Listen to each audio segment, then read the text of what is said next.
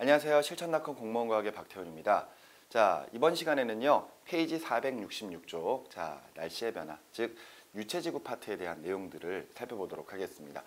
지난 시간까지 우리가 고체지구의 변화 부분을 살펴봤고요. 고체지구에서는 지진이나 화산 또는 판의 운동 같은 것들 또는 더 나아가서 풍화나 사태에 관련된 내용들까지 쭉 살펴봤었거든요. 자, 그런데 사실 그 고체지구 파트 변화는 사실 그렇게 어려운 내용이 담겨져 있던 부분은 아니고요. 어찌 보면은 약간 좀 상식적인 내용들, 그런 내용들로 좀 많이 구성이 되어 있습니다. 자, 근데 오늘부터 이제 살펴보게 될 유체 지구의 변화 부분은요. 상당히 좀 까다로운 부분이에요. 특히나 과거에도 어려웠고 지금도 상당히 좀 어려운 부분이지 않나 라는 생각을 해보는데요. 특히나 이제 좀 어려운 이유가 이후에서 이제 쭉 보시게 되겠지만 어떤 일기도 분석 같은 것들 내용이 들어가 있기 때문에 그 부분들이 상당히 좀 학생들이 많이 어려워하는 그런 부분이지 않나 싶습니다. 자, 그래서 이런 부분들 다시 한번 정리해 가면서 내용들을 한번 차근차근 한번 살펴보도록 하겠습니다. 자, 그러면은 이제 페이지 466쪽에 제일 먼저 살펴볼 내용들 바로 기압 그리고 기단 그리고 전선에 관련된 내용들입니다. 제일 먼저 우리가 날씨의 변화 중에서 기단이라고 하는 것부터 먼저 좀 살펴볼 건데요. 자, 기단이라고 하는 게 무엇이냐? 바로 넓은 지역에 걸쳐 있는 공기 덩어리에 대한 내용이 되겠습니다. 말 그대로 기단, 공기 덩어리예요. 공기 덩어리인데 넓은 지역에 걸쳐 있는 성질이 비슷한 공기 덩어리거든요. 이때 공기들이 한 장소에 오래 머물게 되면은 그 장소의 성질을 닮아가기 시작을 합니다. 예를 들어 따뜻한 지역에 있는 공기 덩어리들은 따뜻해지고요. 차가운 지역에 있는 공기들은 차가워지겠죠. 그리고 예를 들어 바다 위에 있다면 상당히 습해질 거고요. 육지 위에 있다면 상당히 건조해질 겁니다. 자, 이런 식의 기단들이 존재를 하게 되고 이런 기단들이 다른 장소로 이동을 하면서 성질이 변질되게 되고 그 과정에서 다양한 이런 지각 변동들이 나타나게 되거든요. 자, 그러면은 이때 우리나라에 있는 기단들은 어떤 기단들이 있는지 그 기단들의 종류에 대해서 한번 살펴보도록 하겠습니다. 자, 오른쪽에 있는 그림을 좀 먼저 보도록 할게요. 자, 우리나라가 지금 이렇게 있고요. 우리나라 주변으로는 크게 4개의 기단 그리고 추가적으로 1개의 기단이 더해져서 총 5개의 기단들이 영향을 미치게 됩니다. 자, 그런 기단들의 종류 무엇이 있는지 하나하나 살펴볼 건데요. 제일 먼저 위치상으로 이 장소에 있는 기단 바로 시베리아 기단입니다. 그리고 두 번째 아래쪽에 있는 기단 양쯔강 기단이고요. 위쪽에 있는 것 오호츠크의 기단 그리고 이 아래쪽에는 북태평양 기단 그래서 축에 4개의 기단이 되어 있습니다. 자, 이때 이 기단의 성질들이 어떻게 될 것이냐 그 기단의 성질들은요. 우리나라를 기준으로 이렇게 나눠볼게요. 이렇게 나눠서 이때 우리나라보다 위쪽에 즉 고緯도에 있으면 한랭한 기단들 차가운 기단들이에요. 반대로 아래쪽에 있으면 저위도에 있는 기단들이니까 온난하거나 혹은 고온한 기단들이라고 이제 생각을 해주시면 되겠습니다. 자, 그리고 왼쪽으로 가게 되면은요 육지 쪽이죠. 그렇기 때문에 상당히 건조한 기단들이고요. 오른쪽으로 가게 되면은 바다 위에 있는 기단들이니까 상당히 다습해지는 그런 성질들을 나타내고 있습니다. 그 말인즉슨 시베리아 기단 같은 경우에는 한랭 건조, 양쯔강 기단은 온난 건조, 그리고 오호츠크의 기단은 한랭 다습, 그리고 북태평양 기단은 상당히 아래쪽에 있는 기단이기 때문에 고온 다습한 환경을 나타낸다라고 이제 우리가 표현할 수가 있습니다. 자, 그리고 이 기단들은 각각 우리나라의 계절별로 서로 다른 식의 영향을 미치게 되는데요. 시베리아 기단 같은 경우에는 주로 겨울에 영향을 미치는 그런 기단들이고요. 양쯔강 기단 같은 경우에는 봄과 가을에 주로 이제 영향을 미치는 그런 기단들이 되겠습니다. 오호츠크의 기단은 초여름에 그리고 북태평양 기단은 주로 우리 여름에 영향을 미친다라고 이제 이야기를 하게 되는데요. 이때 초여름에 오호츠크의 기단과 북태평양 기단이 서로 같이 영향을 끼치게 되면은 우리나라는 바로 장마가 시작되는 그런 날씨가 되겠죠. 자, 이런 식으로 각각의 기단들 4종류가 있고 1개 기단이 더 있다 그랬거든요. 그 1개 기단을 여기다가 이제 표시를 해서 우리는 그 기단을 적도기단이라고 부르도록 하겠습니다.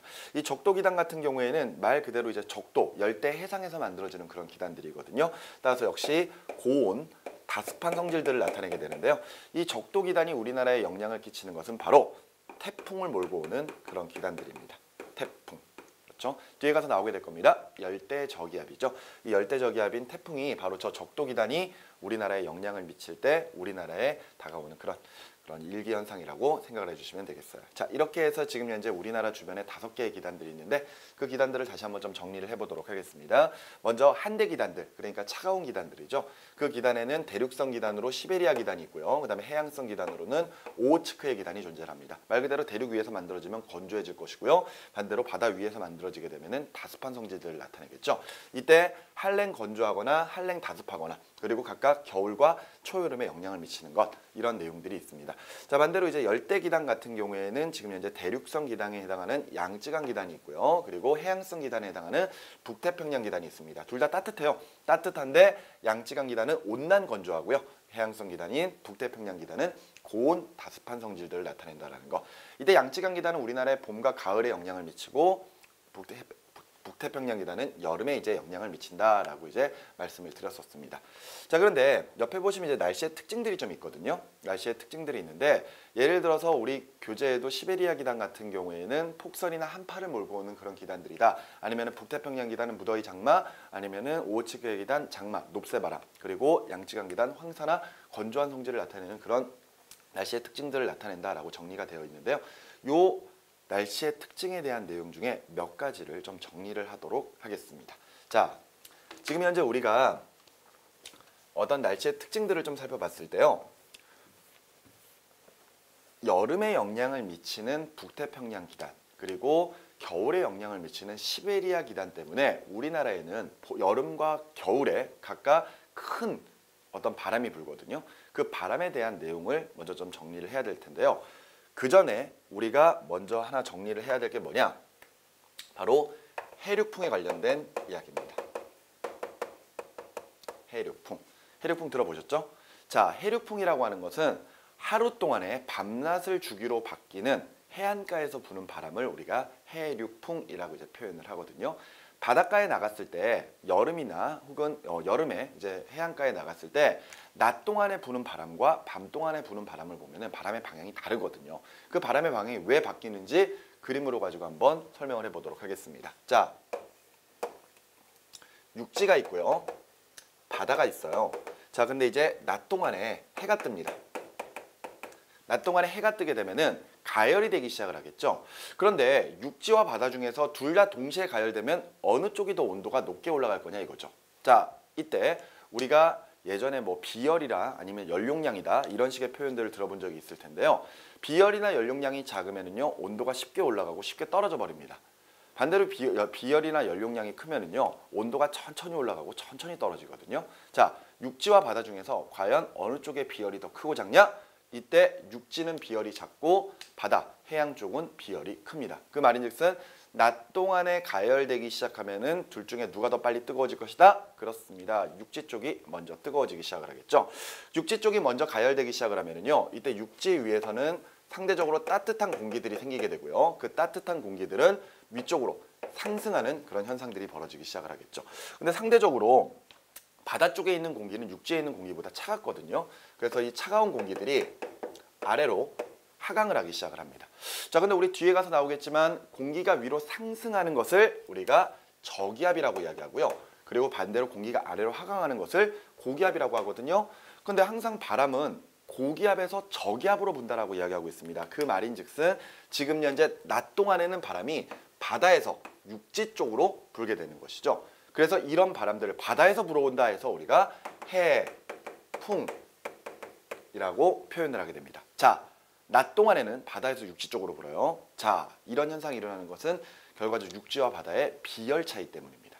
자, 그러면 도리어 밤이 되면 어떻게 되느냐? 자, 정리해 볼까요? 육지가 있고요. 바다가 있습니다. 자, 밤이에요. 달이 떴겠네요. 달이 떴는데 이번에는 냉각되기 시작을 합니다. 냉각됐을 때 어느 쪽이 더 빨리 냉각될 것인가? 그렇습니다. 비열이 작은 육지가 먼저 냉각되고요. 먼저 가열되고 먼저 냉각이 되거든요.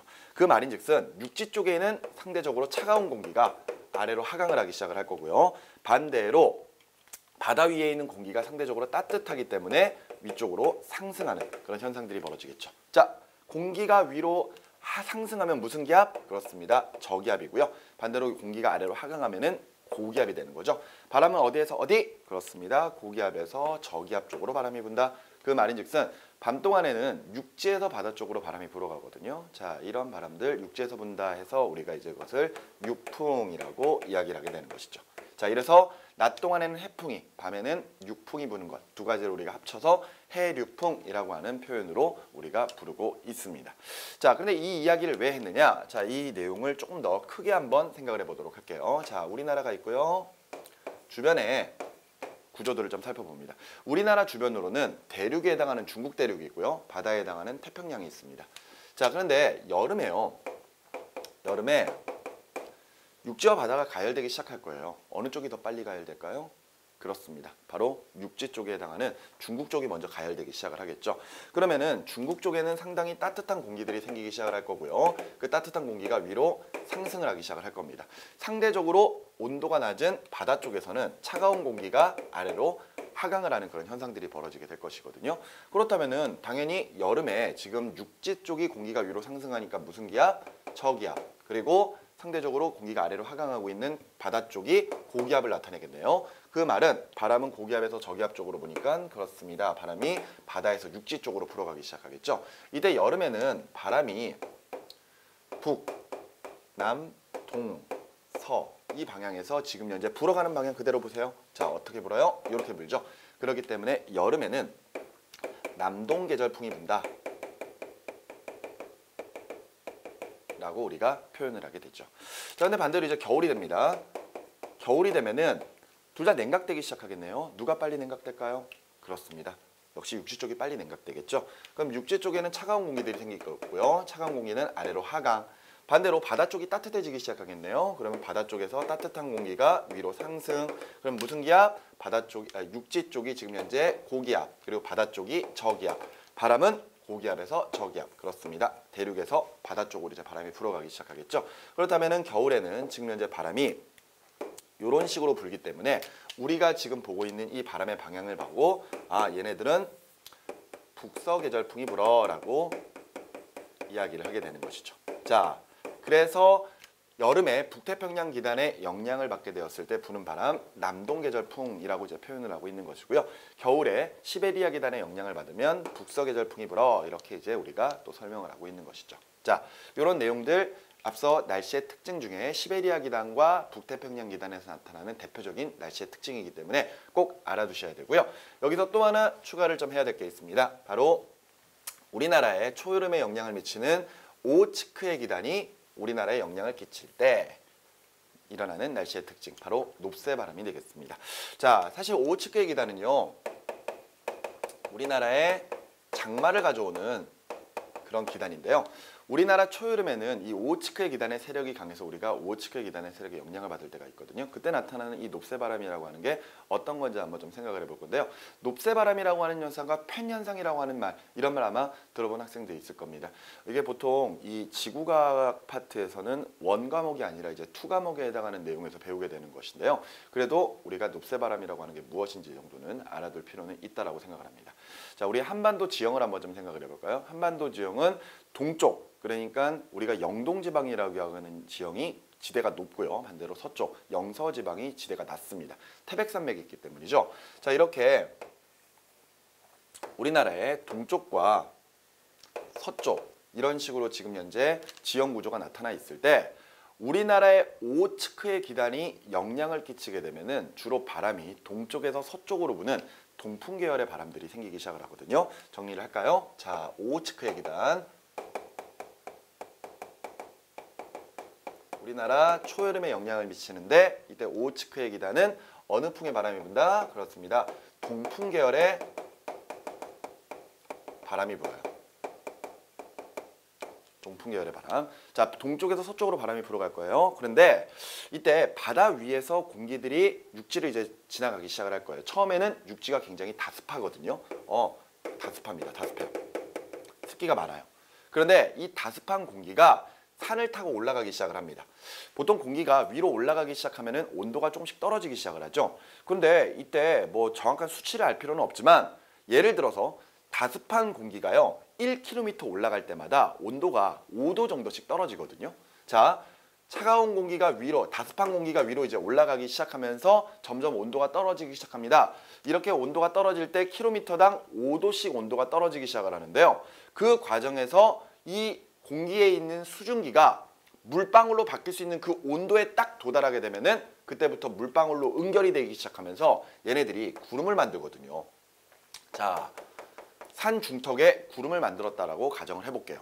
자, 그러면은 이때 공기 덩어리는요, 자신이 가지고 있던 수증기로 물방울을 만들어냈으니까 그 공기 자체가 건조해지기 시작을 하거든요. 자, 처음에 출발할 때는 그래도 수증기가 많이 있었던 다습한 상태의 공기였는데 산을 타고 올라가는 과정 중에서 수증기가 물방울로 응결되다 보니까 자연스럽게 그 공기가 건조해지기 시작을 합니다. 그 건조해진 공기가 산을 타고 넘어올 거예요. 넘어올 겁니다. 자, 아까 위로 올라갈 때 온도가 올라간다 그랬었죠. 떨어진다 그랬었죠. 이때 다습한 공기가요. 다습한 공기가 1km로 올라갈 때마다 온도가 5도씩 떨어져요. 반대로 내려오면은요 5도씩 증가하거든요. 자, 그런데 산을 타고 넘어갈 때는 이미 공기가 건조한 상태로 바뀌었거든요. 건조한 상태. 근데 이 건조한 공기도 위로 올라가면 온도가 떨어지고 아래로 내려오면은 공기가 온도가 올라간단 말이에요. 근데 똑같이 1km를 내려오는데 이때 건조 상태의 공기는 온도가 10도가 증가를 해버립니다. 자, 정리하자면요. 다습한 공기들은요. 위로 올라가거나 아래로 내려올 때 1km당 5도씩의 온도 변화가 나타나요. 그러니까 위로 1km 올라가는 동안 온도가 5도가 떨어진 거죠. 근데 공기가 건조 상태로 바뀌었다고 가정을 하자고요. 근데 이 건조한 공기는 1km 오르락 내리락 할 때마다 온도가 10도씩 변해요. 그러니까 그냥 건조 상태의 공기가 위로 올라간다면 10도가 떨어지겠지만 내려온다면요 다시 10도가 증가를 하는 현상이 벌어지겠죠. 그 말인즉슨 자, 같은 이런 높이상에서 지금 처음에 다습했던 공기가 위로 올라가다가 아래로 내려왔어요. 자, 그러면은 이때 5도가 떨어졌는데 다시 10도가 증가를 해버리죠. 그렇다는 것은 태백산맥의 오른쪽인 영동지방에 비해서 태백산맥의 왼쪽 서쪽 부분에 해당하는 영서지방의 공기의 온도가 어떻다? 공기의 온도가 더 높게 나타난다라는 것이 되겠고요. 당연히 지금 현재 건조한 상태의 공기가 불기 시작하겠죠. 그 말인즉슨 지금 이렇게 동풍 계열의 바람이 불어서 높새바람 현상 같은 것들이 벌어지게 되면요.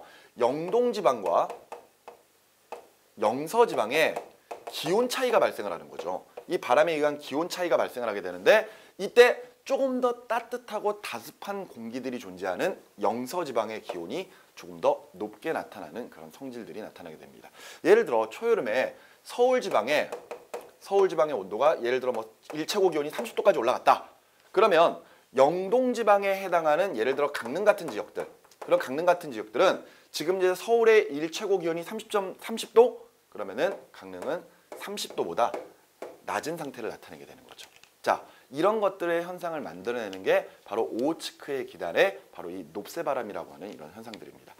사실 높새바람이라고 하는 건 영서지방에서 영동지방으로 불 수도 있어요. 그런데 지금 우리가 보고 있는 건 오호츠크의 기단이 영향을 끼쳤을 때 오호츠크의 기단은 어느 바람을 만들어내니까 동풍 계열의 바람을 만들어내니까 지금 현재 바람이 이렇게 불어가면서 도리어 영동지방보다 영서지방의 날씨가 더 기온이 더 높게 나타나는 그런 현상들을 만든다라는 거, 그런 것들을 여러분들이 기억을 해두셨으면 좋겠습니다. 자, 이런 식으로 우리가 기단의 어떤 특징 같은 것들에 대한 내용들 쭉 한번 살펴봤는데요. 자, 이 기단이라고 하는 것은 한 장소에 오래 머물러서 그 장소의 성질을 닮아간 공기덩어리라고 이야기를 했습니다. 근데 이 기단이요, 다른 장소로 이동을 하게 되면은 이때 그 성질이 바뀌면서 기단의 변질이 일어나게 되고요. 또 다른 기상 현상들을 만들어낼 수 있거든요. 자, 그럼 이 기단의 변질이 어떤 것들이 있는지 보도록 하겠습니다. 자, 두 가지의 경우가 있는데요. 자, 첫 번째 경우는 한대 기단의 이동을 이야기합니다. 자, 쉽게 말해서 차가운 공기 덩어리가 따뜻한 장소로 이동을 하기 시작하는 거예요. 자, 여기 한랭한 대륙이 있습니다. 한랭한 대륙 위쪽에 있는 공기는 상당히 차가운 공기겠죠. 한랭한 기단이에요. 한랭한 기단. 그런데 이 한랭한 기단이 예를 들어 저위도로 이동을 하기 시작을 합니다. 자, 다시 한번 정리하자면 한대 기단의 이동은 고위도에서 저위도로의 이동을 이야기하고 있는 거예요. 고위도에서 저위도로 이동하자. 자, 한랭한 공기가 이동을 하게 되는데요. 얘네들이 이동하는 과정 중에 바다 위를 지나가게 되면은 이때 수증기를 공급받아서 다습해지기 시작을 할 겁니다. 자, 그러면서 지금 현재 따뜻한 대륙까지 오게 됐는데요. 이때 따뜻한 대륙으로 오게 되면은 지면이 따뜻하니까 공기 아랫부분이 가열되기 시작을 하거든요. 자, 공기 아랫부분이 가열이 됩니다. 그러면 따뜻해진 공기는 위로 올라가려고 하고 차가운 공기를 아래로 내려가려고 하니까 연직 운동이 활발해지기 시작하거든요. 그러면서 구름이 위쪽으로 높게 만들어지는 이런 현상들이 나타나게 됩니다. 자, 이렇게 한랭한 기단이 따뜻한 장소로 이동하게 되면은 아랫부분, 기층의 하부가 가열되면서 공기가 위로 연직 상승을 하기 때문에 구름이 높게 만들어져요. 그런 구름들을 우리가 이제 저군형 구름이다 라고 이제 표현을 하는데요. 이런 저군형의 구름들이 만들어지게 되면은 예를 들어 강수 현상, 비가 왔을 때 주로 소나기의 형태들의 비가 오게 됩니다. 그래서 이런 저군형인데 소나기가 오는 이런 구름들을 우리가 이제 정란운이라고 하는 이런 표현들로 우리가 부르게 되는 것이죠. 자, 이런 식으로 한랭한 기단이 따뜻한 장소로 이동하면서 저군형의 구름을 만들어내는 그런 대표적인 기단이 바로 우리나라에 영향을 끼친 기단 중 바로 시베리아 기단이 되겠습니다. 자, 우리나라 이렇게 있으면은요. 시베리아 기단이 있는 장소는 이 장소죠. 이때 시베리아 기단이요. 겨울에 우리나라 쪽으로 이렇게 이동을 해옵니다. 이렇게 이동을 해오면서 황해를 지나가면서 얘네들이 수증기를 공급받고요. 그 과정에서 우리나라 위쪽으로 상륙을 하게 되면은 이때 하층부가 따뜻해지면서 저군 형태의 구름들이 만들어지게 되겠죠.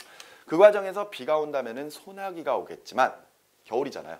눈이 올 수 있겠죠. 눈이 온다면은 폭설이 내릴 수도 있습니다. 그래서 우리나라는요. 동해안보다 서해안 쪽에 눈이 더 많이 와요. 보통 사람들은 동쪽에 눈이 많이 오는 거 아니야? 강원도에 눈 많이 오잖아. 강원도는 영동지방 아니야? 이렇게 생각하는데 영동지방, 영서지방을 구별하는 것은 태백산맥을 기준으로 동쪽이냐 서쪽이냐를 구별하는 거죠. 실제로 가만히 생각을 해보면은요. 우리가 뭐 스키장 같은 데 갈 때요. 영동지방에서 지금 산을 넘어가서 있는 스키장이 별로 없을 거예요. 도리어 태백산맥 넘기 전에 스키장들이 많이 있거든요. 거기에 왜 많을까요?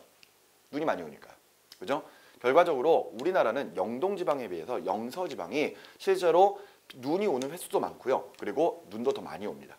대신에 이제 영동지방에 한 번 눈이 왔다 그랬을 때 한 번씩 많이 오니까 동해안에는 눈이 많이 오는 거 아닌가 이렇게 생각을 하지만 실질적으로는 눈이 오는 횟수나 아니면 양도 실제로 영서지방이 더 많고요. 그런 이유를 만들어내는 기단이 바로 여기 있는 바로 시베리아 기단이라는 거. 거기까지 여러분들이 생각해 두시면 되겠습니다.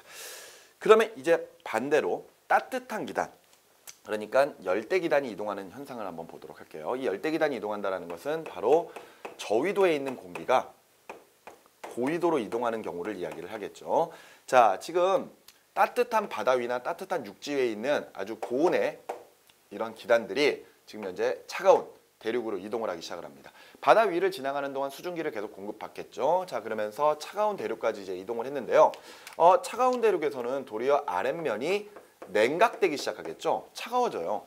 차가워지니까 앞서 이야기했던 따뜻한 공기는 위에 머물고요. 차가운 공기는 그냥 아래에 머물려고 하는 이런 성질들을 나타내게 될 겁니다. 그 말인즉슨 앞서 한대 기단이 변질되는 거랑은 다르게 지금 열대 기단 같은 경우에는 기단의 변질이 일어나더라도 굉장히 안정한 상태, 즉 공기의 연직 운동이 거의 일어나지 않거든요. 그 말인즉슨 얘네들은 구름이 만들어질 수 있는 첫 번째 조건이 공기의 상승인데요. 그 공기의 상승이 잘 이루어지지 않습니다. 그렇기 때문에 구름이 잘 만들어지지 않아서 주로 안개 같은 현상들이 벌어진다거나요. 혹은 구름을 만든다고 하더라도 높게 솟구치는 구름을 만들 수가 없어요. 구름을 만들어 보면은 이렇게 옆으로 넓게 퍼지는 이런 형태의 구름들이 만들어지거든요. 이런 형태의 구름들을 우리가 이제 층운형 구름이다라고 표현을 하게 되고요. 이 층운형 구름에서 만약 비가 오게 된다면은 이때 부슬부슬 비가 오는 이슬비가 내리는 이런 현상들이 벌어지게 됩니다. 자, 지금 보시는 것처럼 이런 식으로 기단의 변질이 일어나게 되면은 기상현상이 일어나게 되고요. 이때 열대 기단이 이동하면서 지금 현재 안개를 만든다거나 층운형의 이슬비를 내오는 층나는 운이라고 하는 이런 구름들을 만들어낼 수도 있는데 대표적인 기단은 바로 우리나라 아래쪽에 있는 북태평양 기단이 되겠습니다. 북태평양 기단이 우리나라 쪽으로 이동을 해서 영향을 끼치게 되면요. 이때 따뜻한 기단들이 바다 위를 지나오는 동안 다습해지기 시작하고요. 우리나라 쪽에 상륙을 하게 되면은 층운 형태의 구름을 만들면서 이슬비를 내려오는 그런 과정들을 만들어낼 수 있습니다. 물론 북태평양 기단 같은 경우에는 사실 고기압 세력이라서요. 북태평양 기단의 영향을 받게 되면은 상당히 날씨가 맑고 무더운 날씨가 시작이 되긴 합니다. 그런데 이런 식으로 북태평양 기단이 영향을 줄 때 우리나라 남해안 쪽에서는요. 이때 안개 같은 현상들도 자주 일어나고요. 그리고 비가 온다면은 충운형의 이슬비가 부슬부슬 오는 그런 현상들이 벌어질 수 있다라는 거, 그런 내용들로 기단의 변지를 정리를 해 주시면 될 것 같습니다. 자, 요 내용들 이렇게 기단이 다른 장소로 이동하면 날씨에 변화를 일으킬 수 있구나라는 것들 알아두시면 되겠고요. 자, 그런데 이런 식으로 이렇게 어떤 기단 자체가 다른 장소로 이동하면서 기단의 변질이 와서 기상현상이란다? 이런 현상들보다요. 서로 성질이 다른 두 공기덩어리가 만났을 때 기상현상이 더 심하게 일어나는 것. 그런 것도 우리가 이제 전선이라고 하는 것으로 표시를 하거든요. 자, 전선이라고 하는 것에 대한 내용들 이제부터 차근차근 살펴보도록 하겠습니다. 자, 전선인데요. 앞서 말씀드렸던 것처럼 기단의 변질이 일어나도 기상현상이 일어나지만 성질이 다른 두 기단이 공기덩어리가 서로 만났을 때 역시 기상현상이 아주 활발하게 일어나거든요. 그래서 우리는 일단 두 가지의 전선부터 먼저 살펴보도록 하겠습니다. 자, 아까 잠깐 이야기를 했었는데요. 구름이 만들어지기 위한 첫 번째 조건은 바로 공기의 상승입니다. 공기가 위로 상승하게 되는 과정 중에서 공기의 부피가 커지게 되고 공기의 온도가 떨어지면서 물방울이나 얼음 알갱이가 만들어지면서 구름을 만들어내게 되거든요. 그리고 구름이 있으면은 당연히 여러 가지 기상현상들이 일어날 수 있겠죠. 자, 근데 이때 두 가지의 성질이 다른 공기들, 바로 찬 공기와 따뜻한 공기가 서로 만났을 때 결과적으로 그런 공기의 상승이 일어나면서 구름이 만들어질 수 있거든요. 근데 그 차가운 공기와 따뜻한 공기가 어떻게 만나느냐에 따라 서로 성질이 다른 두 가지의 구름 형태가 만들어지게 됩니다. 그것을 우리가 각각 한랭전선과 온난전선이라고 하는 이런 표현으로 부르고 있거든요. 자, 두 가지의 경우를 한번 좀 보도록 할게요. 먼저 왼쪽 보시면은요. 이때 지금 요 아래쪽에 차가운 공기가 있습니다. 아래쪽에 차가운 공기가 있고 여기에 따뜻한 공기가 있죠. 이때 차가운 공기가 따뜻한 공기를 이렇게 파고 들어와요. 태클하고 들어옵니다. 그랬더니 따뜻한 공기가 하면서 이렇게 폴짝 뛰게 되는 거죠. 자, 이렇게 차가운 공기가 따뜻한 공기를 태클하고 들어오니까 따뜻한 공기가 폴짝 뛰는 형태로 공기의 상승이 일어날 수 있습니다. 구름이 만들어지는 첫 번째 이유, 바로 공기의 상승이라 그랬습니다. 따라서 공기가 위로 상승하는 형태대로 구름이 이렇게 만들어지겠죠. 자, 이렇게 구름이 높게 솟구치게 되네요. 자, 이런 구름들을 무슨 구름? 그렇습니다. 적난운. 자, 이 구름은 적운 형태의 구름이면서 비가 온다면은 정난운이라고 하는 표현을 쓰게 될 거예요. 자, 그런데 또 하나의 형태가 있습니다. 자, 이 경우를 보시면은요. 차가운 공기는 아래쪽에 가만히 깔려 있어요. 차가운 공기가 깔려 있고 조금씩 이동을 할 수도 있겠죠. 근데 이 과정에서 따뜻한 공기가 차가운 공기를 타고 올라가는 경우가 있습니다. 이렇게 타고 올라가는 경우에는 구름이 이렇게 만들어지겠죠. 자, 이렇게 구름이 만들어질 텐데 앞서 적운 형태의 구름과는 다르게 옆으로 넓게 퍼진 이런 구름들이 만들어지게 됩니다. 이런 구름들을 우리가 뭐라 불렀었습니까? 그렇습니다. 충운형 구름이라고 불렀었죠. 충운 형태의 구름이 만들어지게 되고요. 비가 온다면은 이슬비 같은 이런 형태들이 벌어지기 시작하겠죠. 이런 식으로 두 가지의 형태로 공기가 상승을 할 수가 있는데요. 이때 찬 공기와 따뜻한 공기가 만나는 면을 우리가 전선면이라고 표현하고 요게 전선면, 그리고 요게 전선면이 되겠죠. 이때 그 전선면이 지면과 닿는 지점을 연결을 해서 선으로 그려낸 게 바로 우리가 이야기하는 바로 전선이 되겠습니다. 이때 차가운 공기가 파고 들어오면서 만들어지는 전선은 바로 뾰족뾰족뾰족 바로 한랭전선이고요. 따뜻한 공기가 타고 올라가면서 만들어지는 전선 동글동글동글 온난전선이 되겠습니다. 자, 그러면은 지금 이 그림을 보셨을 때요. 지금 한랭전선에서 구름이 만들어지는 위치와 온난전선에서 구름이 만들어지는 위치가 서로 다르거든요. 자, 우리 이 전선의 기호들을 봤을 때 이 기호가 막 그려지는 게 아니거든요. 이때 동글동글동글 혹은 뾰족뾰족뾰족하게 그려져 있는 부분이 바로 우리가 이야기하는 전선의 앞면이고요. 그려져 있지 않은 부분이 전선의 뒷면입니다. 그런데 예를 들어서 이런 전선들이 우리나라에 영향을 끼친다고 가정을 해볼게요. 근데 우리나라는 뒤에서 보시면 알겠지만 서에서 동쪽으로 바람이 부는 편서풍대에 있거든요. 자, 편서풍이라는 것이 결과적으로 바람이 서에서 동쪽으로 이제 바람이 분단 말이에요. 그러면은 자연스럽게 공기덩어리들도 서에서 동쪽으로 이동을 하기 때문에 이런 전선들도 서에서 동쪽으로 이동을 하기 시작을 합니다. 자, 그랬을 때 지금 쭉 앞으로 나올 때 이쪽이 온난전선의 앞면, 그리고 이쪽이 온난전선의 뒷면, 그리고 이 부분이 한랭전선의 앞면, 이 뒷부분이 한랭전선의 뒷면, 이런 식으로 우리가 표현을 하게 되는 것이죠. 자, 이때 구름이 만들어지는 위치를 볼게요. 자, 온난전선 같은 경우에는 전선 앞면에 구름이 만들어지죠. 전선 전면에 구름이 만들어지는데요. 이때 구름이 만들어지는 범위가 굉장히 넓습니다. 그 말인즉슨 굉장히 넓은 범위를 걸쳐서 구름이 만들어지게 되고요. 구름이 만들어진다면 어떤 구름이 만들어진다? 그렇습니다. 충운형 구름 만들어지죠. 충운형 구름 만들어지고 비가 온다면 무슨 비가 온다? 그렇습니다. 이슬비가 오죠. 이슬비. 이게 온난전선의 특징이에요. 온난전선은 전선 앞면으로만 구름이 만들어지게 되고요. 그 앞면에 구름이 만들어졌을 때 비가 오는 구역이 굉장히 넓습니다. 강수구역이 굉장히 넓고요. 대신에 구름층이 얇고 넓게 퍼지는 충운 형태의 구름이기 때문에 비가 온다면은 이슬비와 같은 이런 형태들이 나타나게 되겠죠. 자, 근데 한랭전선 볼까요? 한랭전선의 전면 부역 구름 만들어지지 않습니다. 대신에 구름이 만들어지는 위치는 한랭전선의 뒷면, 이 전선 후면이거든요. 전선 후면에 구름이 만들어질 텐데 구름이 위쪽으로 높게 솟구쳐요. 결과적으로 범위가 되게 좁죠. 그러니까 좁은 범위에서 지금 현재 구름이 만들어지게 될 것이고요. 구름이 만들어진다면 무슨 형? 그렇습니다. 저군 형태의 구름 만들어지고요. 비가 온다면 무슨 비? 그렇습니다. 소나기가 오는 그런 구름이 만들어지기 시작을 하겠죠. 이게 바로 우리가 보는 한랭전선과 온난전선에서의 강수구역과 구름의 형태가 되겠습니다. 자, 이런 내용들을 다시 이제 표로 한번 정리를 한번 해보도록 할게요. 자, 한랭전선과 온난전선의 비교 부분인데요. 자, 표로 정리를 한 것을 보도록 하겠습니다. 자, 왼쪽에 있는 게 한랭전선, 오른쪽에 있는 게 온난전선입니다. 자, 이랬을 때 우리 한랭전선의 기호는요. 자, 뾰족하게 그렸었고요. 온난전선 같은 경우에는 동글 이렇게 표현을 했었죠. 자, 각각 기호들 기억해 두시기 바라고요. 이때 한랭전선의 전선면의 기울기입니다. 아까 우리 앞에 봤던 그림에서 한랭전선 이렇게 파고 들어오고요. 전선면은 이렇게 타고 올라갑니다. 그죠? 이때 전선면의 기울기는 이 부분을 이야기하는 거죠. 이때 한랭전선이 상대적으로 기울기가 급하고요. 온난전선이 상대적으로 완만합니다. 자, 급하다, 완만하다. 구름과 강수 형태 보시면 저군형의 소나기 내리는 게 한랭전선이고요. 충운형의 이슬비가 오는 게 바로 온난전선이 되겠죠. 그리고 비가 오는 구역, 이때 한랭전선은 전선 후면 좁은 장소에서 비가 오고요. 온난전선은 전선 전면 넓은 구역에서 비가 오고 있습니다.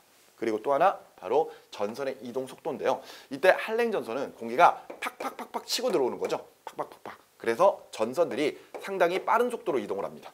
그런데 온난전선은 따뜻한 공기가 슥 타고 올라가는 거기 때문에 결과적으로 이동 속도가 상대적으로 느린 편이에요. 자, 한랭전선은 이동 속도가 빠르다, 온난전선은 상대적으로 이동 속도가 느리다. 이렇게 여러분들 일단 정리를 해두시면 되겠고요. 그 밑에 보시면 전선 통과 후에 변화가 나와 있습니다. 전선 통과 후에 변화.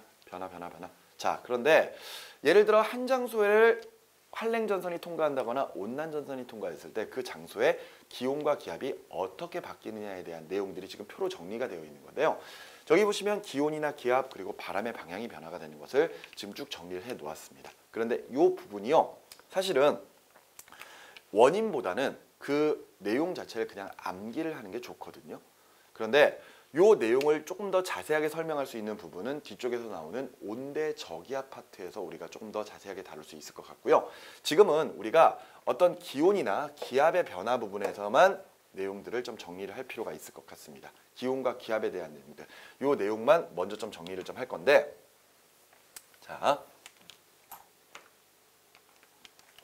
우리 앞서 한랭전선과 온난전선에 대한 내용들 다시 한번 그림으로 좀 표현을 해보도록 할게요. 자, 지금 한랭전선은 이렇게 찬 공기가 따뜻한 공기를 파고 들어오기 때문에 구름이 이렇게 만들어진다 그랬고요. 그 다음에 온난전선은 찬 공기는 가만히 있고 따뜻한 공기가 타고 올라가기 때문에 구름이 이렇게 만들어진다 그랬습니다. 자, 전선 어디 있죠? 여기에 뾰족 전선이 있고요. 여기에 동글동글 온난전선이 있습니다.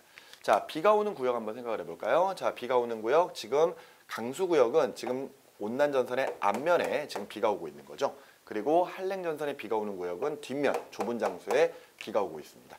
자, 우리 이렇게 한번 생각을 해볼까요? 자, 우리나라 봄, 여름, 가을, 겨울에 비가 옵니다. 자, 비가 오는데요. 우리나라에서 구름이 만들어지는 원리를 설명하는 것을 우리가 빙정설이라고 이제 보통 표현하는 경우가 있는데요. 우리나라 같은 중위도나 혹은 더 고위도 같은 장소에서는요, 공기가 위로 상승하는 과정 중에서 주변의 기온, 온도가, 공기가 온도가 굉장히 많이 떨어지거든요. 이때 상층부의 온도가 매우 낮기 때문에 수증기들이 물방울로 바뀌기도 하지만 주로 얼음 알갱이로 존재를 하게 됩니다. 그래서 우리가 지금 하늘에서 보고 있는 저 구름 같은 경우에는요, 물방울이 떠 있는 게 아니라 작은 얼음 알갱이들이 떠 있는 형태라고 생각하시면 되겠어요. 그러면서 그 작은 얼음 알갱이에 계속해서 수증기가 달라붙으면서 점점 크기가 커지게 되고요. 그러다가 무거워지면 아래로 떨어지게 되는 거거든요. 그렇게 해서 얼음 알갱이가 떨어지는데 지표면의 온도가 따뜻하다. 그러면 그 얼음 알갱이가 녹아서 비로 바뀌기 시작을 할 겁니다. 반대로 지표면의 온도가 낮아요. 그럼 그냥 떨어지면서 눈으로 바뀌겠죠. 자, 그래서 우리나라와 같은 중위도 혹은 고위도 같은 경우에는요, 이때 저 구름의 형태에서 처음에 비가 오든 눈이 오든 처음 시작하는 것은 얼음 알갱이부터 시작을 하기 때문에, 예를 들어 우리나라가 봄, 여름, 가을, 겨울 아니면은 정말 무더운 여름에 비를 맞는다고 하더라도요, 항상 그 비의 온도가 차갑습니다. 비를 맞으면 추워요. 자, 우리 이렇게 한번 생각을 해볼까요? 한 장소를 온난전선이 통과를 한다고 가정을 해볼게요. 자, 비가 오는 지역이 어딘지 한번 생각을 해볼까요? 비가 오는 지역이 지금 현재 온난구역, 온난전선은 전선의 앞면 쪽에 비가 오고 있죠. 그 말인즉슨 지금 현재 온난전선의 앞쪽에 있을 때는 지금 비를 맞고 있을 겁니다. 되게 추워요. 되게 춥습니다. 그런데 시간이 지나면 온난전선이 통과할 거거든요. 통과한 위치가 일로 바뀌는 거죠. 그치? 자, 이렇게 바뀌어버리게 되면 비 와요, 안 와요? 안 옵니다. 비 안 맞으면 안 추워요. 자, 비 맞으면 춥다고 생각하세요. 자, 온난전선의 앞면에 있습니다. 온난전선의 앞면에 있으면 지금 이슬비 맞고 있을 거예요. 이슬비 맞으면 추워요. 춥습니다. 기온이 낮습니다. 그런데 반대로 온난전선이 통과하고 나면은요, 장소가 이 위치로 바뀌는 거기 때문에 비가 안 와요. 비가 안 오면은 따뜻해지는 거죠. 그 말인즉슨 온난전선은 통과 전에 비를 맞으니까 기온이 더 낮고요. 반대로 통과하고 나면은 기온이 높아진다고 생각하시면 되겠습니다. 이해되시나요? 자, 그럼 계속 이어서 한랭전선 보세요. 한랭전선 같은 경우에는 전선의 앞면에 구름 만들어지지 않죠. 비 안 옵니다. 따뜻해요. 그런데 한랭전선이 통과합니다. 한랭전선 통과해서 전선 뒷면으로 가게 되면은 비 엄청 오겠죠. 소나기 맞을 거란 말이에요. 소나기 맞으면 어떻다고요? 춥습니다. 비 맞으면 추워요. 기온이 떨어진다고 생각하세요. 그 말인즉슨 한랭전선 통과 전에는 기온이 높다가 한랭전선이 통과하고 나면은 비 맞아요. 춥습니다. 기온이 떨어진다고요. 자, 여러분들 지금 이런 식으로 전선 통과 후에 기온의 변화에 대해서 잠깐 설명을 해드렸는데, 아까 우리 표의 내용을 보시면은요, 지금 통과 후의 변화에서 기온을 먼저 볼 거예요. 기온을 보면은 이때 한랭전선 통과 후에 기온이 어떻게 된다? 하강한다. 그리고 반대로 온난전선이 통과하면 기온이 어떻게 된다? 상승된다라고 적혀 있습니다. 자, 보세요. 자, 한랭전선 통과 전에 비 안 와요. 그런데 통과 후에 비 옵니다. 기온 떨어지는 거죠. 반대로 온난전선, 지금 현재 전선 전면에서 비가 오고 있어요. 비 맞고 있어요. 근데 온난전선 통과하고 나면 비 안 옵니다. 기온이 높아진다고요. 상승한다고요. 자, 이해되시나요? 물론 다른 이유가 있지만 여러분들이 이 기온의 변화를 암기를 하려면 비 맞으면 춥다고 생각하세요. 비가 어디에서 올지를 한번 생각을 해보시기 바랍니다. 그러면 이때 한랭전선 후면에서 비 오고 온난전선의 전면에서 비가 오니까 한랭전선 통과 후에 비 맞아서 춥고 온난전선 통과 전에 비 맞아서 춥고, 이렇게 생각하시면 기온의 변화를 쉽게 외우실 수 있을 거라고 생각을 합니다. 이때 뭐든 좋습니다. 한랭전선 통과 아니면 온난전선 통과, 이때 기온의 변화 하나만 기억을 하시면요, 기온 기압은 너무나 쉽게 암기할 수 있습니다. 한랭전선을 외우고 있어요. 한랭전선 통과 후에 기온이 떨어져요. 그러면 나머지는 전부 반대예요. 자, 기온, 온난전선 올라가고요. 기압 높아지고 기압 낮아집니다. 자, 이렇게 우리가 외울 수 있거든요. 자, 다시 한번 정리해 볼게요. 지금 한랭전선 통과하고 나면 비 맞아요. 춥습니다. 기온 떨어져요. 대신에 기압은 높아집니다. 이해되시나요? 반대로 온난전선 통과하고 나면 비 안 맞거든요. 더 이상 기온 높아져요. 기압 낮아집니다. 자, 이렇게 지금 현재 기온과 기압의 이런 변화 같은 것들을 비 맞으면 춥다라는 생각으로 여러분들이 외워두시면은 나중에 문제 풀 때도 분명히 잘 기억이 나실 거라고 생각을 합니다. 비 맞으면 추워요. 비가 어디에서 오는지 잘 기억을 해두시기 바랍니다. 그리고 나서 이제 풍향의 변화 같은 경우에는 온대저기압 파트 하면서 다시 한번 정리를 하도록 하겠습니다. 자, 이런 내용까지 해서 지금 한랭전선과 온난전선에 관련된 내용 쭉 정리를 좀 해봤고요. 자, 바로 이어서 우리가 볼 내용 또 다른 두 개의 전선입니다. 바로 첫 번째 폐색전선 또 하나 있고요. 그리고 또 하나는 바로 정체전선이거든요. 먼저 폐색전선부터 보도록 하겠습니다. 폐색전선은 앞서 우리가 봤었던 한랭전선과 온난전선이 겹쳐질 때 형성되는 그런 전선이 되겠습니다. 어떻게 겹쳐지지? 우리 아까 전선의 이동 속도가 있었었는데요. 이때 한랭 전선의 이동 속도가 온난 전선의 이동 속도보다 상대적으로 빠르다 그랬습니다. 그 말인즉슨 예를 들어 우리나라 지역에서는 바람이 서에서 동쪽으로 부는 편서풍대에 있으니까 전선들이 서에서 동쪽으로 이동하기 시작할 거거든요. 이때 앞쪽으로 온난 전선이, 뒤쪽으로 한랭 전선이 이동하고 있을 때는 상대적으로 이동 속도가 느린 온난 전선 천천히 가고요. 그 다음에 한랭 전선 상당히 빠르게 진행을 하기 시작을 할 거거든요. 그러다가 두 전선이 겹쳐지는 현상이 벌어지게 될 겁니다. 이때 폐색 전선은요. 두 전선이 겹쳐지면서 결과적으로 전선의 소멸을 의미합니다. 전선의 소멸. 전선이 사라질 거예요. 전선이 이제 더 이상 기상현상이 일어나지 않는 그런 전선이 소멸하게 될 텐데요. 이때 우리가 폐색 전선을 표현하는 기호가요. 이렇게 기호를 표현합니다. 자, 지금 두 가지의 온난 전선, 한랭 전선을 동시에 표현할 텐데요. 이때 동글, 동글, 동글 온난 전선 그려줄 거예요. 그런 다음에 한랭 전선 그려줄 건데요. 한랭 전선 그릴 때요. 이때 한랭 전선을 뾰족, 뾰족, 뾰족하게 우리가 그려줄 겁니다. 즉 그 말인즉슨 지금 현재 전선의 한쪽 면으로 온난 전선과 한랭 전선의 기호를 모두 다 표현할 거거든요. 자, 그런데 아까 저 전선 기호가 막 표시되는 게 아니라고 이야기를 했었습니다. 자, 예를 들어 지금 이게 온난 전선이 있어요. 온난 전선이 있고요. 그 다음에 한랭 전선이 있습니다. 자, 우리 구름이 만들어지는 위치를 한번 표현해 보면요. 온난 전선은 전선 앞면에 구름이 만들어지죠. 그리고 한랭 전선은 전선 뒷면에 구름이 만들어집니다. 자, 위에 그림 다시 볼까요? 지금 온난 전선만 생각해 볼게요. 온난 전선 동글, 동글, 동글하게 표시된 부분이 어디? 전선의 앞면. 이때 온난 전선은 전선 앞면에 구름을 만들어내게 됩니다. 자, 근데 이번에는 한랭 전선 볼까요? 한랭 전선 뾰족, 뾰족, 뾰족한 게 한랭 전선이죠. 한랭 전선은 전선에서 어디에서 구름을 만든다? 그렇습니다. 전선 뒷면. 그 말은 전선 뒷면에 구름을 만들어요. 지금 앞서 폐색 전선은 전선의 소멸을 의미한다라고 말씀을 드렸었는데요. 실제 폐색 전선이 딱 만들어졌을 당시에는 온난 전선과 한랭 전선 두 전선의 영향을 모두 받게 됩니다. 그랬을 때 온난 전선 때문에 전선의 앞면, 그리고 한랭 전선 때문에 전선의 뒷면으로 모두 다 구름이 만들어져요. 그래서 실제로 폐색 전선 같은 경우가 처음 만들어졌을 때는 구름이 만들어지는 범위, 강수 구역이 상당히 넓게 나타나는 그런 특징들이 존재합니다. 하지만 시간 지나면은 이제 전선이 자연스럽게 소멸을 하기 시작을 하겠죠. 자, 이런 내용들이 바로 폐색 전선에서 우리가 알아둬야 될 내용이 되겠고요. 폐색 전선 이후에 다시 또 온대 저기압할 때 우리가 다시 한번 다루게 될 내용이니까 그때 가서 정리를 한번 해보도록 하겠습니다. 자, 그리고 또 하나의 전선은 바로 정체 전선이죠. 정체 전선 같은 경우는 우리가 다른 말로 장마 전선이다라고 부르는 이런 전선이기도 한데요. 자, 정체 전선은 전선이 이동하지 않고 한 장소에 오래 머무를 때 발생하는 그런 전선이 되겠습니다. 자, 무슨 이야기냐? 우리 앞서 온난 전선하고 한랭 전선 같은 경우에 전선이 만들어지고 나서도요. 그 지역에서 부는 바람의 방향으로 따라 전선들이 이동하는 형태가 나타났었거든요. 그런데 지금 우리가 보고 있는 이 정체 전선은요. 두 공기 덩어리들이 한 장소에 딱 부딪히면서 오래 머물러 버려요. 그러면서 거기에 구름을 만들고 구름이 한 장소에 오래 머물기 때문에 오랫동안 비가 와버리거든요. 그래서 그것을 우리가 뭐라 부르는 거예요? 그렇습니다. 바로 장마라고 이제 부르고 있는 것이죠. 자, 지금 우리나라에도 장마가 오는 시기가 있습니다. 그 장마가 오는 시기가 언제죠? 그렇습니다. 바로 초여름이죠. 자, 초여름에는 우리나라에 영향을 미치는 기단들 대표적인 두 개의 해양성 기단이 있습니다. 바로 오호츠크의 기단과 북태평양 기단인데요. 그 두 개의 기단의 세력이 비슷해서 두 세력이 딱 우리나라 상공에 머물러 버리게 되면은 그때 발생하는 게 바로 저 정체전선, 장마전선이 되겠습니다.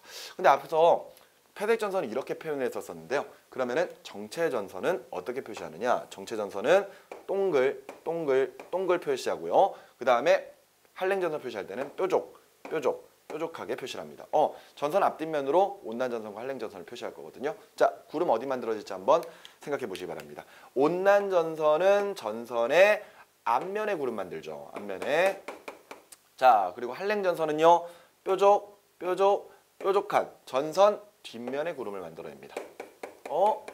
보시면은요. 정체전선 같은 경우에는 전선의 한쪽 면으로만 구름이 만들어지네요. 아까 우리 폐색전선 같은 경우에는 전선 앞뒷면으로 모두 구름이 다 만들어졌습니다. 하지만 정체전선 같은 경우에는 전선의 앞면 쪽으로만, 한쪽 면으로만 구름이 만들어지고 있네요. 자, 앞서 우리나라의 장마를 가져오는 두 개의 기단, 바로 오호츠크의 기단과 북태평양 기단이라고 했습니다. 자, 그 기단에 대한 내용들 이렇게 한번 그림으로 설명을 해보도록 하죠. 자, 우리나라가 있을 때요. 초여름에는 저 고위도에 해당하는 한랭한 기단인 고위도에 있는 한랭한 기단인 오호츠크의 기단, 그리고 저위도에 있는 따뜻한 기단인 북태평양 기단, 두 기단이 서로 같이 영향을 끼치거든요. 위쪽에는 오호츠크의 기단이 있고요. 아래쪽에는 북태평양 기단이 있습니다. 이때 오호츠크의 기단이 아래쪽으로 남하하고요. 북태평양 기단이 위쪽으로 북상하기 시작을 합니다. 그러면서 우리나라 상공에서 만날 거거든요. 만나는데, 자, 이 만나는 모습을 이렇게 한번 표현을 해볼까요? 자,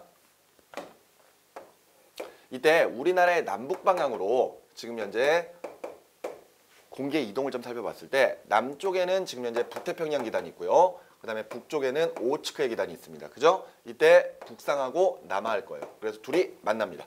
만나는데 앞서 북태평양 기단은 따뜻한 기단, 그 다음에 오호츠크의 기단은 차가운 기단이라고 말씀드렸어요. 그래서 차가운 공기로 되어 있는 오호츠크의 기단이 아래쪽에 깔리고요. 북태평양 기단이 타고 올라가는 형태가 만들어지게 됩니다. 자, 그래서 구름이 이렇게 만들어지기 시작하겠죠. 자, 그런데 우리 찬 공기와 따뜻한 공기가 만났을 때 성질이 다른 두 공기 덩어리가 만나는 면은 무슨 면? 그렇습니다. 전선면이라고 했었고요. 그 전선면이 지면과 닿는 지점을 선으로 연결한 게 뭐? 전선이라고 그랬어요. 그럼 여기에다가 전선을 표시해 줘야 되겠죠. 동글동글동글 뾰족뾰족뾰족. 자, 이렇게 정체 전선을 표시를 했습니다. 자, 그런데 이렇게 두 개의 공기 덩어리가 딱 만나는데 두 기단의 세력이 비슷하면 얘네들이 그냥 딱 버티고 서 있는단 말이에요. 그러다 보니까 이 전선 자체가 이동하지 않고, 그러면서 구름층이 그 장소에 오래 머물러 버리기 때문에 비가 이렇게 오겠죠. 오랫동안 비가 오는 거예요. 그게 바로 우리가 이야기하는 장마다라는 겁니다. 자, 그런데 여기서 눈치채셨는지 모르겠지만 지금 현재 구름이 만들어질 거예요. 구름이 만들어지는데 이때 구름의 전선 위치를 표시할 때 전선이 여기에 표시가 되고 있거든요. 그 말인즉슨 우리나라의 장마를 가져오는 기단은 절대 바뀌지 않습니다. 오호츠크의 기단과 북태평양 기단 두 가지거든요. 그런데 항상 오호츠크의 기단을 북태평양 기단이 타고 올라가는 형태로 만들어지기 때문에 구름이 있으면 그 구름의 남쪽 부분에 전선들이 표시가 되게 되죠. 자, 여기에 예를 들어서 구름층이 이렇게 만들어졌다고 가정을 해볼게요. 이렇게 구름층이 만들어졌는데 이렇게 구름층이 만들어져 있는 상태에서 예를 들어 정체전선은 어느 위치에 표시해야 되느냐? 그렇게 물어본다면 항상 구름의 남쪽 경계선에 이런 식으로 우리가 정체전선을 표시를 해주면 되겠습니다. 자, 다시 한번 정리할게요. 우리나라에서는 오호츠크의 기단과 북태평양 기단 두 기단의 세력이 서로 비슷할 때 지금 현재 저런 식으로 저런 장마전선 같은 것들을 만들어내기 시작을 할 겁니다.